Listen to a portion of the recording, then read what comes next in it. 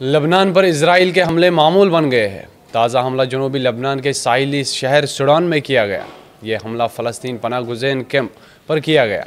Media reports के मुताबिक Israeli फ़ज़ाई हमले में कम से कम 14 अफराद हलाक हो गए हैं। लबनान के साहिली शहर सुडान के मफाजात में पनाह गुज़ैन कैंप को निशाना बनाया गया। इस हमले में 4 अफराद ज़ख्मी भी हुए हैं। उन्हें नज़दीकी अस्पताल में मुंतकिल किया गया। मीडिया रिपोर्ट्स के मुताबिक इजराइल का कहना है कि इसने फ़लस्तीनी मुस्लिह ग्रुप हमास के अरकान को निशाना बनाया, जो पनाह गुज़ैन कैंप में सरगर्म थे। इजरायली फ़ौज के अरबी तर्जुमान ने बताया कि लबनान में कदम जमाने के लिए कोशा हमास के ख़िलाफ़ हमारी कार्रवाई जारी रहेगी, जो हमारी सलामती के लिए ख़तरा है। उधर हमास ने इजरायली दावे की तरदीद की है। फ़लस्तीनी मज़ाहमती तंजीम ने इसे मनगढ़ंत बताया है। हमास का दावा है कि लबनान में इसका कोई तरबियती कैंप नहीं है। बयान में इजरायली हमले को बेगुनाह फ़लस्तीनी अवाम और लबनान की खुद मुख्तारी के ख़िलाफ़ वहशियाना जारियत करार दिया गया। वाज़ह रही कि अक्टूबर 2023 में हमास की जानिब से जनूबी इजराइल पर हमले के बाद इजराइल ने गज़ा पर बमबारी शुरू की।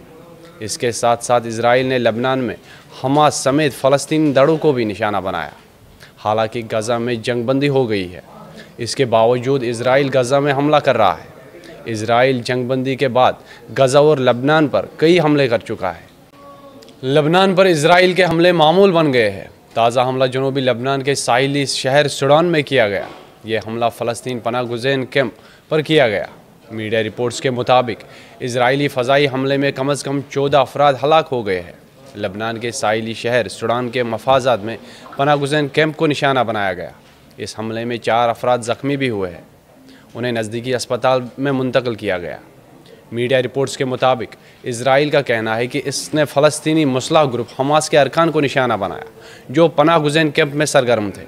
इजरायली फ़ौज के अरबी तर्जुमान ने बताया कि लबनान में कदम जमाने के लिए कोशा हमास के ख़िलाफ़ हमारी कार्रवाई जारी रहेगी, जो हमारी सलामती के लिए ख़तरा है।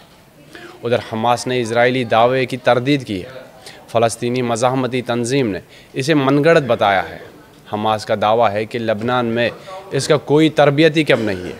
बयान में इजरायली हमले को बेगुनाह फ़लस्तीनी अवाम और लबनान की खुद मुख्तारी के ख़िलाफ़ वहशियाना जारियत करार दिया गया।